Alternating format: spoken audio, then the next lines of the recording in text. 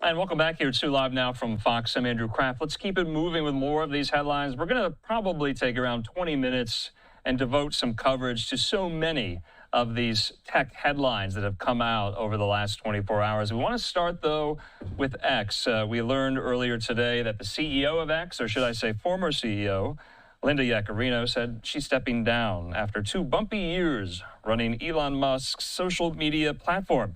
She posted a positive message today about her tenure at the company, formerly known as Twitter, as you know, and she said, quote, "The best is yet to come as X enters a new chapter with Musk's AI company, xAI, which is the maker of the chatbot, Grok." What I want to do right now is read from some of the statement here. If we could put that up.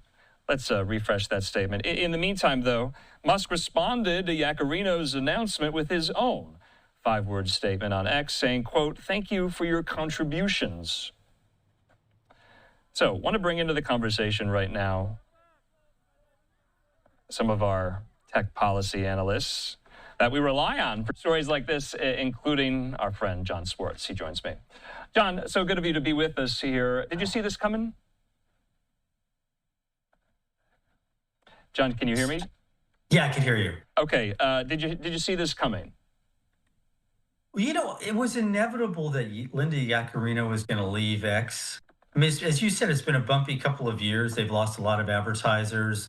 They've basically stripped down their content moderation. She spent as much of her time defending the company and herself as trying to build it. And the only thing I think was unfortunate was her timing. It was just ironic, or maybe it was only fitting that she resigned the day after Grok kind of went on this wild anti-Semitic screed that xAI did resolve Tuesday night.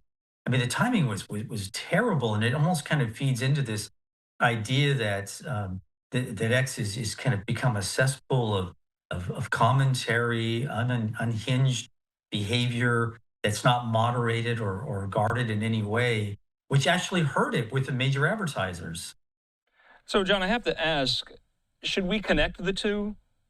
Or is that a leap too far? Is that a leap too far? Did she step down today because of the issues, and we could get into those, that Grok 4.0 experienced yesterday?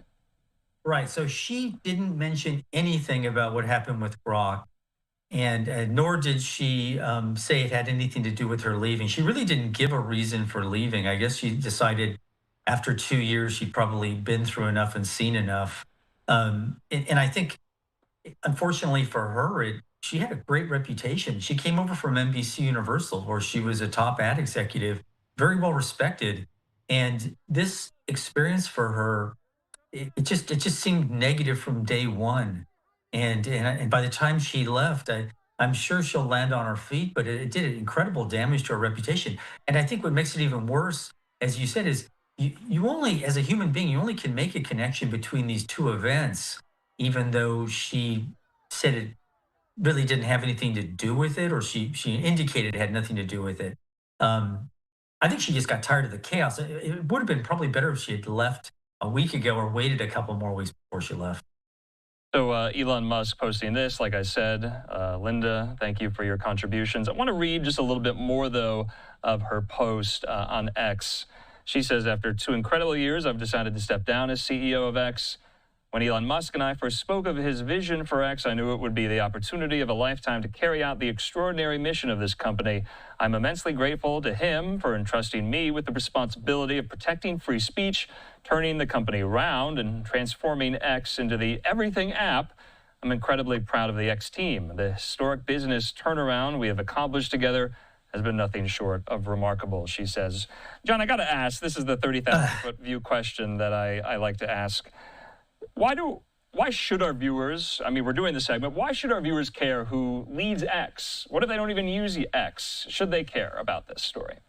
They really probably shouldn't. I mean, judging from the traffic and the number of people who've left and the lack of chatter about X in general, it probably is a non-starter, as you said. Most people have even no idea who the CEO of X is. They probably think it's Elon Musk. I was talking to a colleague of mine, and he had assumed it was he's a millennial, and he has assumed it was a man who ran the company because he has nothing to do with X. And I think, in a sense, X is now existing in this world, like Facebook to a lesser extent, where TikTok and Instagram, in a sense, those are the social media apps in use. YouTube, and this is kind of a reflection of where the market is going. It's just skewing younger, and in terms of advertising, it's kind of, I think it's also going to be moving more towards the companies that are successful doing AI related search.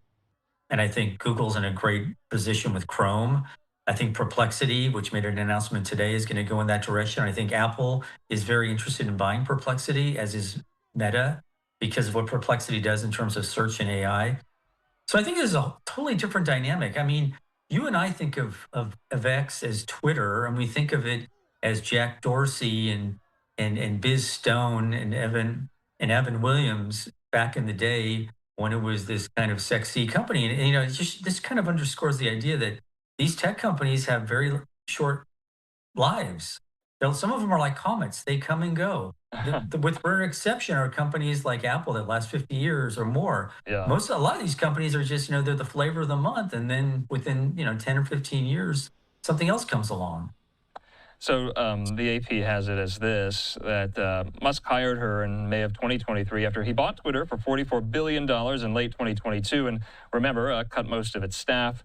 He said at the time that Yaccarino's role would be focused mainly on running the company's business operations, leaving him to focus on product design and new technology. Before announcing her hiring, Musk said whoever took over as the company's CEO, quote, must like pain a lot. So I thought that was interesting. I think this is a good segue, though. I think this is a good segue into what happened last night with the new iteration of Grok. Yeah. Now, what is Grok first? Let's get basic here.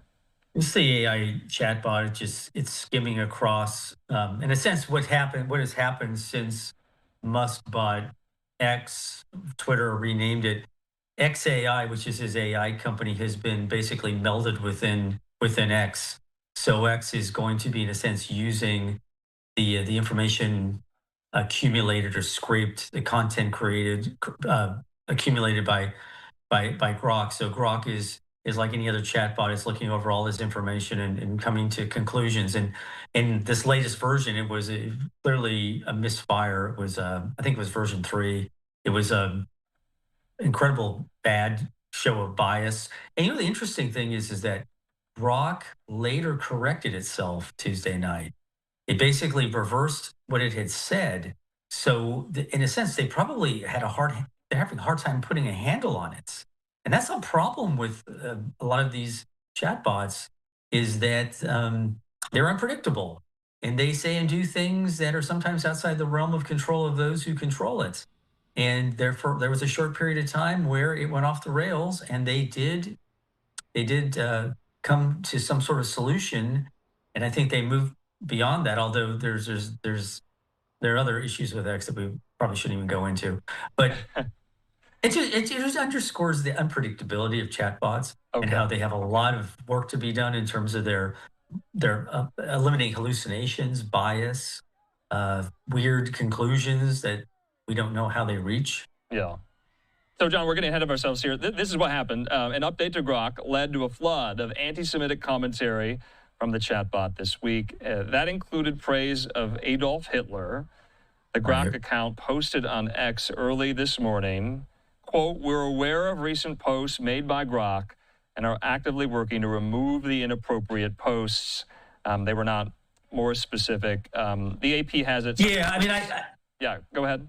Yeah, I could read some of them, but I probably don't. We don't want to go down that path. They basically were anti-Semitic and insinuated that somebody with the last name of Steinberg is likely to be Jewish, which means that they would openly cheer for people who are victims of the Texas flash floods to die because Jews consider those people fascists. It was just this nonsense. And then somebody asked the question of what 20th century leader would have been able to avoid such an issue, and they said, well, that would have been Adolf Hitler.